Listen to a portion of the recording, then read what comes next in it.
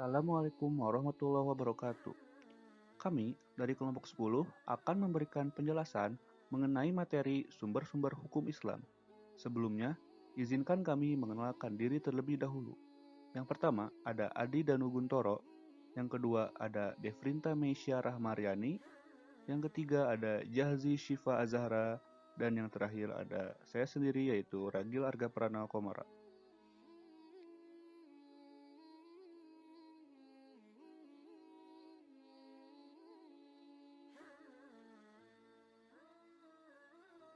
Sumber hukum Islam. Sumber hukum Islam merupakan suatu rujukan atau dasar yang utama dalam pengambilan hukum Islam. Adapun yang menjadi sumber hukum Islam yaitu Al-Quran, hadis, dan ijtihad. Selanjutnya, kita akan lanjutkan tentang penjelasan mengenai Al-Quran yang akan disampaikan oleh Adi Danuguntoro. Kepada Danu, saya persilahkan.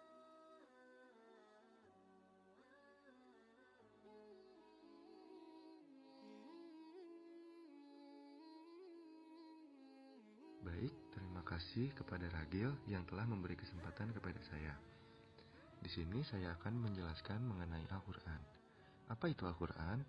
Al-Quran merupakan wahyu Allah Subhanahu wa Ta'ala yang disampaikan kepada Nabi Muhammad SAW sebagai pedoman hidup umat manusia. Secara bahasa, Al-Quran berarti bacaan, yaitu bacaan bagi orang-orang yang beriman. Bagi umat Islam, membaca Al-Quran merupakan ibadah. Dalam hukum Islam, Al-Quran merupakan sumber hukum yang pertama dan utama. Tidak boleh ada satu aturan pun yang bertentangan dengan Al-Quran. Sebagaimana firman Allah dalam surat An-Nisa ayat 105. Bismillahirrahmanirrahim. Inna anzalna ilaikal kitaba bil haqqi litahkuma bainan nasi bima araqallah.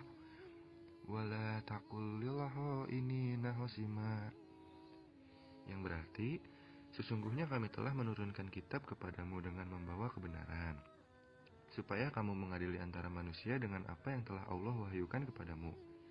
Dan janganlah kamu menjadi penantang orang yang tidak bersalah karena membela orang-orang yang berkhianat.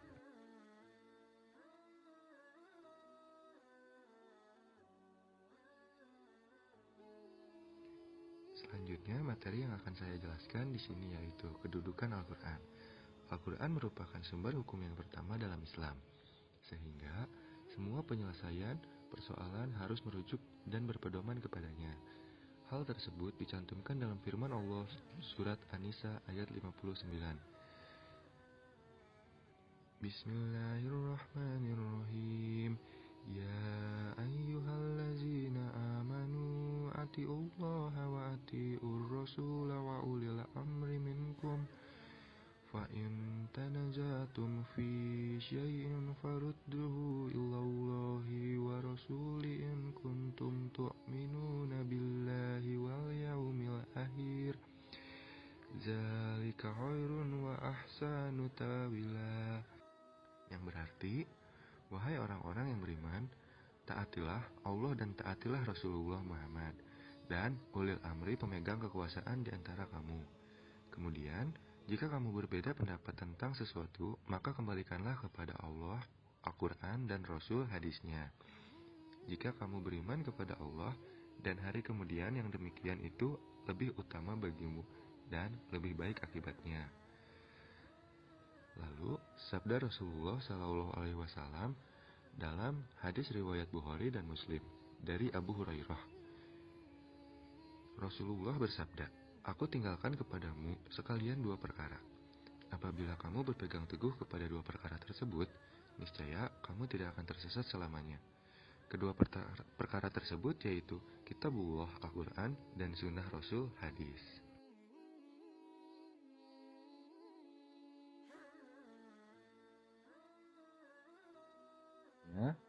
Saya akan menjelaskan mengenai fungsi Al-Quran. Al-Quran sebagai asyifa, yang merupakan obat penawar yang dapat menenangkan dan menenteramkan batin. Lalu, Al-Quran sebagai an-nur, yang berarti merupakan cahaya yang dapat menerangi manusia dalam kegelapan. Yang ketiga ada Al-Quran sebagai Al-Furqan, merupakan sumber hukum yang dapat membedakan antara hak dan batil.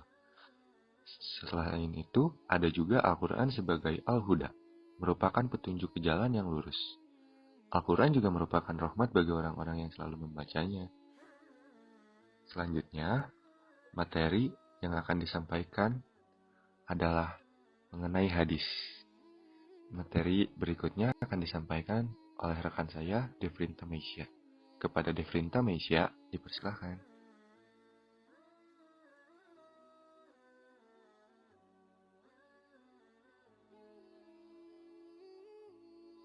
Selanjutnya hadis. Menurut bahasa, hadis berarti ucapan atau perkataan. Menurut istilah, hadis adalah ucapan, perbuatan, atau takdir Rasulullah SAW yang diikuti oleh umatnya dalam menjalani kehidupan. Menurut para ahli, hadis identik dengan sunnah.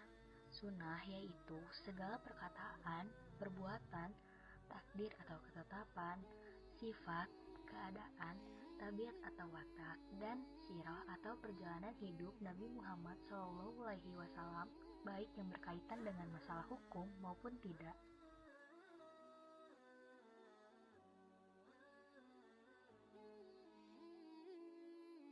Berikutnya ada kedudukan hadis. Kedudukan hadis setingkat di bawah Al-Quran. Jadi, hadis merupakan sumber hukum Islam kedua setelah Al-Quran. Perbedaan hadis dan Al-Quran adalah Al-Quran sudah dijamin kemurniannya oleh Allah, sedangkan hadis tidak. Oleh karena itu, sampai saat ini kita mengenal adanya hadis sahih atau hadis benar dan hadis maudu atau hadis palsu.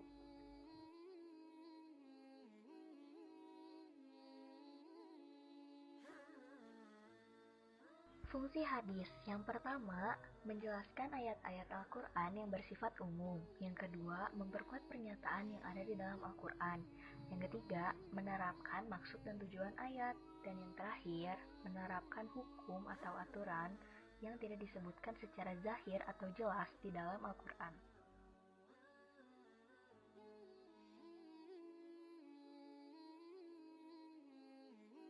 Di sini saya akan menjelaskan tentang macam-macam hadis berdasarkan orang yang meriwayatkannya. Menurut ulama, hadis dibagi menjadi 3, yakni yang pertama mutawatir.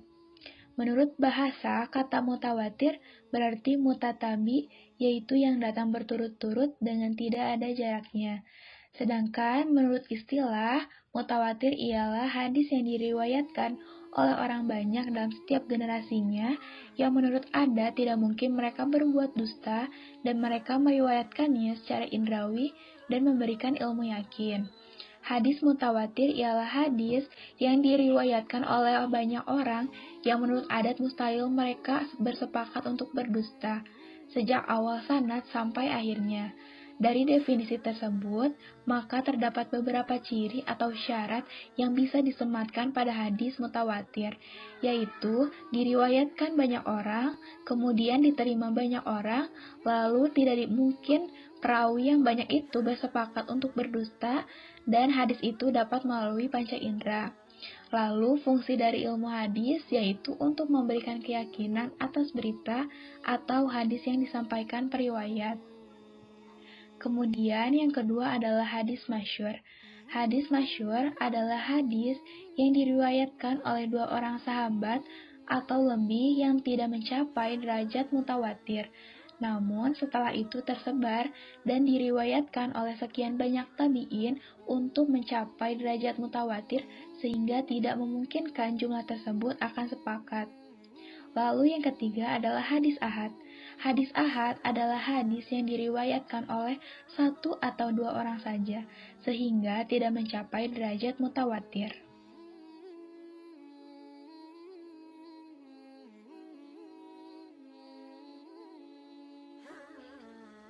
Kemudian ada pula macam-macam hadis berdasarkan kualitas perawinya. Di antaranya, yang pertama adalah hadis syoi'.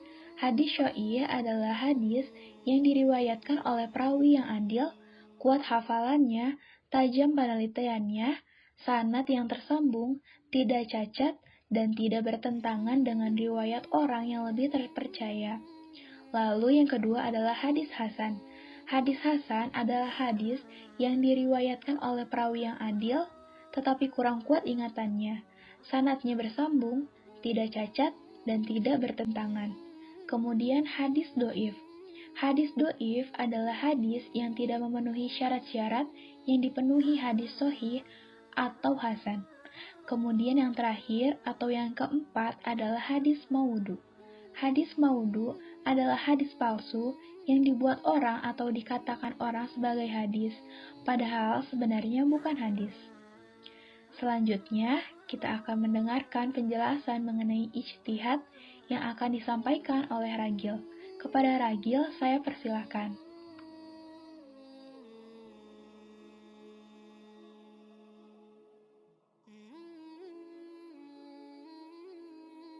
Baik, terima kasih kepada Jazi atas kesempatannya. Selanjutnya, di sini saya akan menjelaskan tentang ijtihad. Ijtihad berasal dari kata ijtihada ya'itahidu ijtihadan yang berarti mengerahkan segala kemampuan untuk menanggung beban. Menurut bahasa, ijtihad artinya bersungguh-sungguh dalam mencurahkan pikiran. Menurut istilah, ijtihad adalah mencurahkan segenap tenaga dan pikiran secara bersungguh-sungguh untuk menetapkan suatu hukum.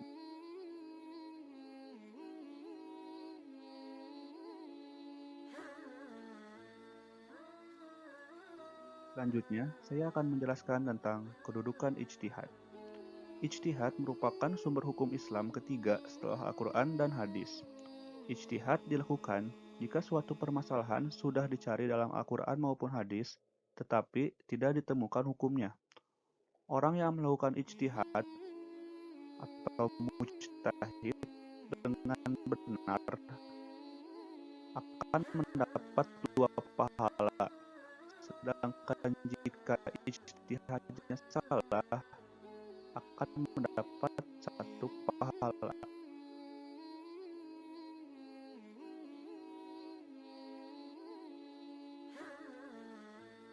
Selanjutnya, saya akan membacakan tentang syarat melakukan ijtihad. Yang pertama adalah memiliki pengetahuan yang luas dan mendalam. Lalu yang kedua adalah memiliki pemahaman mendalam tentang bahasa Arab, ilmu tafsir, usul fikih, dan tarik atau sejarah.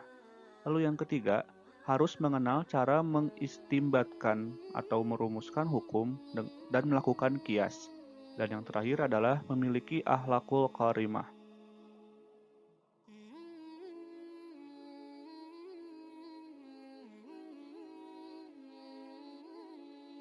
Oke, selanjutnya saya akan menjelaskan tentang bentuk-bentuk dari ijtihad. Yang pertama ada ijma. Ijma adalah kesepakatan para ulama mujtahid dalam memutuskan suatu perkara atau hukum. Ijma dilakukan untuk merumuskan suatu hukum yang tidak disebutkan secara khusus dalam kitab Al-Quran dan Sunnah. Lalu yang kedua ada qiyas.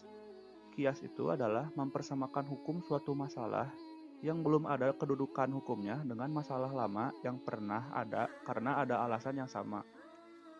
Lalu yang ketiga ada maslahah mursalah, yaitu merupakan cara dalam menetapkan hukum yang berdasarkan atas pertimbangan kegunaan dan manfaatnya.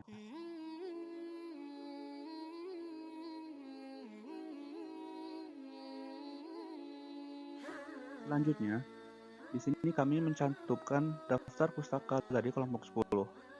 Kami mengambil sumber utama dari website inspiring.id, lalu ada sumber pendukung seperti sumber foto Al-Quran, sumber foto hadis, dan sumber foto dari ijtihad.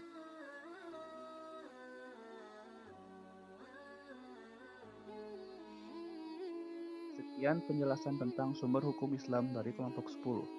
Terima kasih kepada kalian yang sudah menonton video ini sampai habis. Terakhir, kami akan berikan apresiasi kepada Bocin Paus yang sudah menyediakan template PowerPoint ini secara gratis. Berikut kami cantumkan YouTube beserta link videonya. Wabillahi taufiq wal hidayah. Wassalamualaikum warahmatullahi wabarakatuh.